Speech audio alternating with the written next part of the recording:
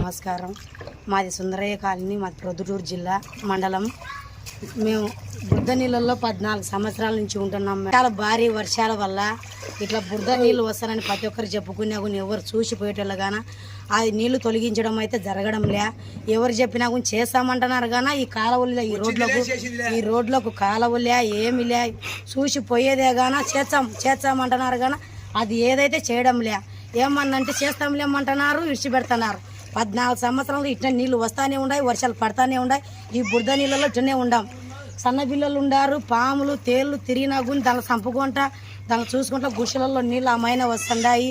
బురద నీళ్ళలో పిల్లలు అన్నం చేసుకోవాలన్నా కూడా ఇబ్బందిగా ఉంది. ఇప్పుడు 2 వారాల నుంచి ఈ నీళ్ళు అసలు తగ్గడం లేదు వర్షాల వల్ల. చిన్న పిల్లలు బాల్యంతలు ఉండారు, అందరు ఉండారు, ముసిలోళ్ళు ఉండారు, ముతుకోళ్ళు ఉండాము. ఈ బురద నీళ్ళలో తిరిగి పిల్లలకి ఎలర్జీ వల్ల తగ్గుపరిచాలు, జ్వరాలు, వేదులు, వాంతులు అవుతుంటాయి పిల్లల వల్ల.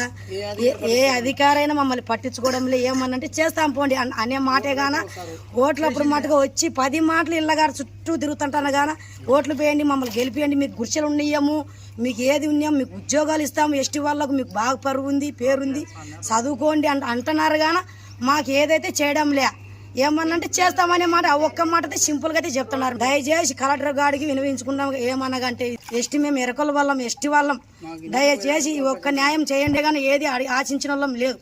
మాకు ఏ ఉద్యోగాలు కానీ కాలువలు కానీ లైట్లు కానీ ఏది లేవు. ఏమన్నా అడిగితే చేస్తామంటారు. ఏ అధికారి అయినా వచ్చి ప్రభుత్వాలు వస్తూనే ఉన్నాయి, పోతున్నాయి, మారుతూనే ఉన్నారు. కానీ మాకు ఏది ఎవరు ఏం చేసిందిలే. 14 సంవత్సరాలు మేము ఇక్కడ సంసారం చేయబడింది. ప్రభుత్వాన్ని కోరుకునేది ఏమంటే ఈ బురద నీళ్లు పోయేదానికి అవకాశం వినియోగించుకోవాలని కోరుకుంటున్నాం. మాకు ఈ ఒక్క అవకాశాన్ని కల్పించండి. ఈ నీళ్ళు ఎట్టో తిరిగి పోయేటట్టుగా చూడండి. ఈ సన్నపిల్లలు ఉండారు, ముసిలోళ్ళు ఉండారు, ముతుకోలు సన్నపిల్లలకి అయితే కాళ్ళు పగిలి జ్వరాలు వచ్చి ఎంత అవస్థపడుతున్నాం, మేము ఎంత తిప్పలు పడుతున్నాము మీకు తెలియజేయకుండా చెప్తున్నాము. గత 15 సంవత్సరాల నుంచి ఇక్కడ మేము ఉంటున్నాము. ఈ వర్షాలు పడినప్పుడు మాత్రం కాలువలు లేవు, ఈ నీళ్లు లేవు, మా రోడ్లు లేవు, చిన్న పిల్లలు రాడ్లన్నీ డ్రైనేజ్ లేదు, ఈ రోడ్లలో నీళ్ళన్నీ ఎక్కువగా ఉన్నాయి. దయచేసి మాకు ఏదైనా ఇది పరిష్కారం చేయడం కోరుచున్నాం సార్.